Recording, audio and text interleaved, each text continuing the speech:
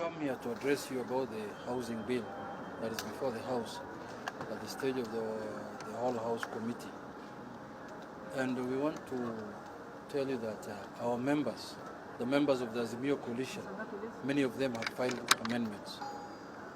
And they had filed amendments as early as yesterday and today morning. But unfortunately, it looks like there is instructions. There are instructions from the Kenya Kwanza regime that that bill must be passed without any amendments. And for that reason, they are not listening to any logic. They are not listening to any amendment that can improve the bill. They are not listening to any issue that can make life better for Kenyans. So we have decided that we have instructed our members now to drop all the amendments because they are not being listened to. They are not being, engaged in a manner that can make the bill better. So we have decided now to walk out from the committee of the whole House. We are going to prosecute now this matter in the public court, and we are going to tell Kenyans who is against them and who is with them.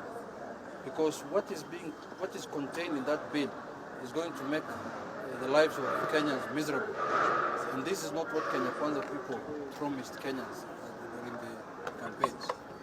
So this is not a law-making process, as Honorable Otiende has said. This is a rubber stamping process. A bill has been manufactured elsewhere, brought it to Parliament, then it went through some, charade of public participation here and there, listening to the views of the people, and now it is being passed here, just like the way the security bills were passed in the year 2014. That it must happen, it must go through, it must be implemented. I thought the law is being made for all Kenyans, irrespective of which party you belong to, irrespective of how you voted. It's a law that's going to affect all Kenyans. So views, members of parliament here are sent by different people, different parties. So their views matter. The people who are in Azimio's views matter on every bill, because the bill is not going to affect, when it is assented to and it becomes an act of parliament, it's not going to affect only the Kenya Kwanza people. It's also going to affect all other Kenyans, including the Azimio people. So for that reason, we think if Parliament continues doing business in this manner, then we are going to have a problem as a country. But it's a matter that we intend to address holistically in the near future. So with those few remarks, I want to tell you, instead in participating in a rubber stamping process, in a legitimate process. So I think I can allow other members to say something. This morning in my office as the whip, I had a meeting with our members who voted yesterday, yes, who voted with the bill. And they told me a very, very disheartening story. They told me that they were coerced, they were intimidated, they were told that projects that are going on in their constituencies will be stopped by the executive. Some of them told me they were called by executive members, senior executive members like PSs and ministers from the counties they come from, and told them that if you don't vote in this manner, then there is no development you are going to get. Even the little food they are distributing, some of them is out of hunger. They were told even the rice and the beans that we are sending to your constituencies will be stopped. How? How can we do that? Honestly, how can we do that? What kind of strong arm tactics is that? I'm really in deep shock today that in 2024, the government of the Republic of Kenya can use that kind of tactics to make members of parliament vote in certain way. Members of parliament must always vote with their conscience, especially the members of parliament in the Azimio side. They must be allowed to vote with their conscience, they must be allowed to vote in accordance with their party position, and they must be allowed to vote what their constituents want. But if you are going to threaten them, intimidate them, their people are taxpayers. Taking development to members of parliament, areas represented by Azimio, is not a favor, it's a right.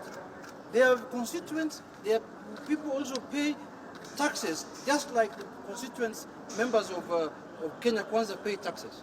So today I was really shocked, because I wanted to de-whip some of them, but some of them came crying on their knees and told me, my friend, I had a project going on in my constituency, and I got a phone call the previous day, and I was told, if you don't vote in this manner, we are going to stop that project in your constituency. I told him, stand up, don't worry, go and serve your people, but next time, don't listen to that, because We are going to make it very clear to the Kenyans that it is your right to get development and it is your right to be served with your taxes.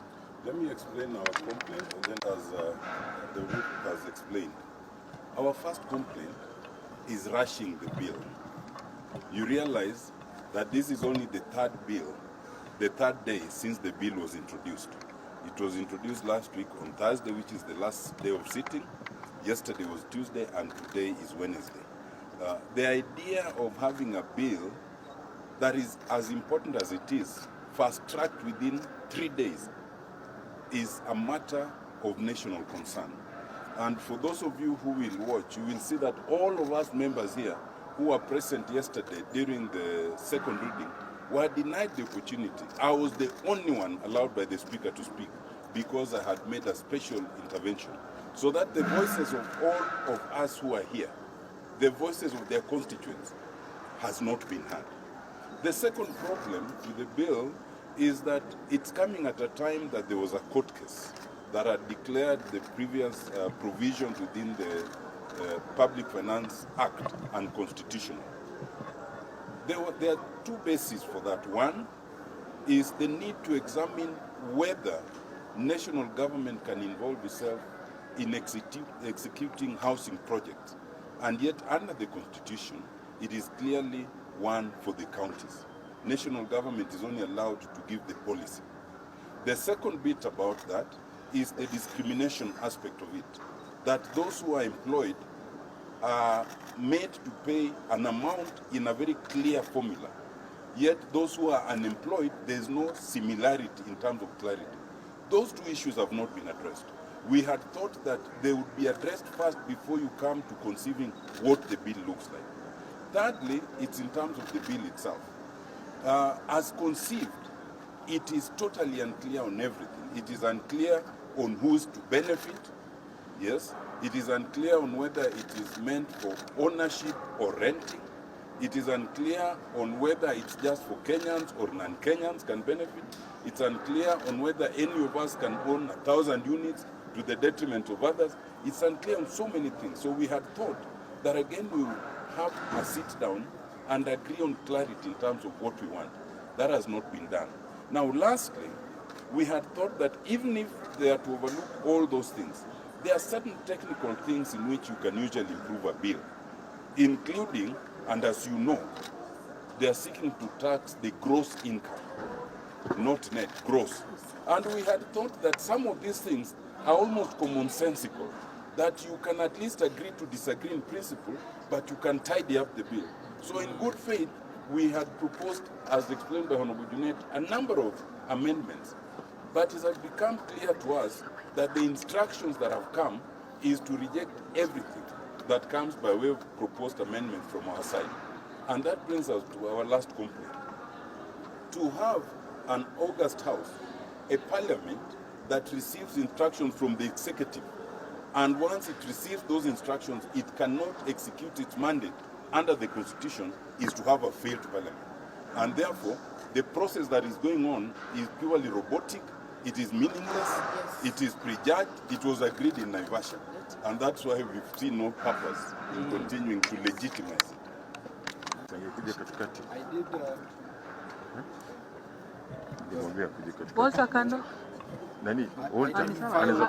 I did file an amendment.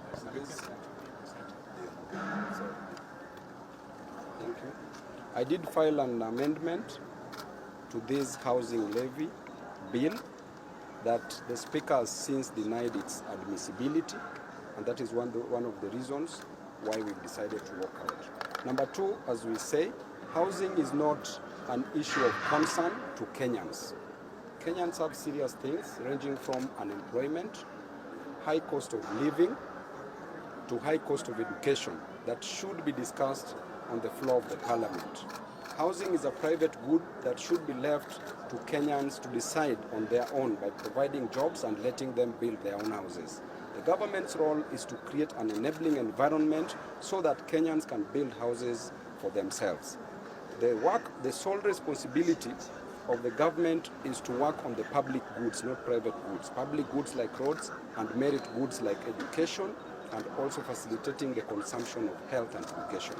Otherwise, we are not in support of this, because this bill is meant to defraud, to pilfer, to steal money from Kenyans. Thank you. Said almost everything.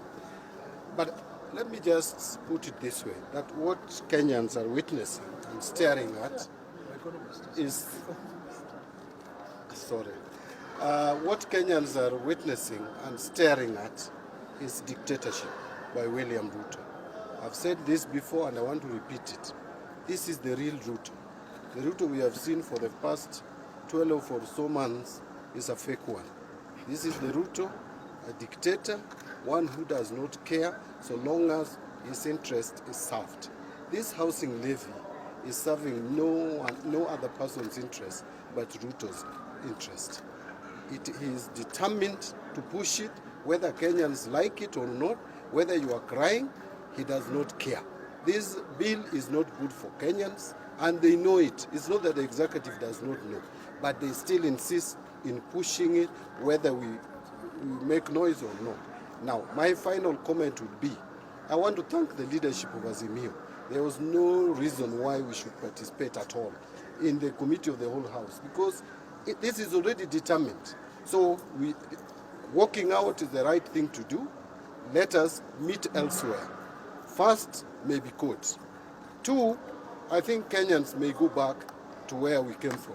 Because if we have to be pushed this way, tomorrow you don't know what will happen. Let me just mention something that is very interesting, and Honorable Chidamolo mentioned it. That now any Kenyan, whether you are a farmer or you sell clothes, mutumba, or whatever you do, the government has the right to calculate 1.5% of your gross earnings, not net, gross earnings, and deduct that as housing levy. What we are doing is simply setting Kenyans against the KRA. They will come to your doorsteps and start demanding for housing levy from you for I don't know what source of income. Thank you.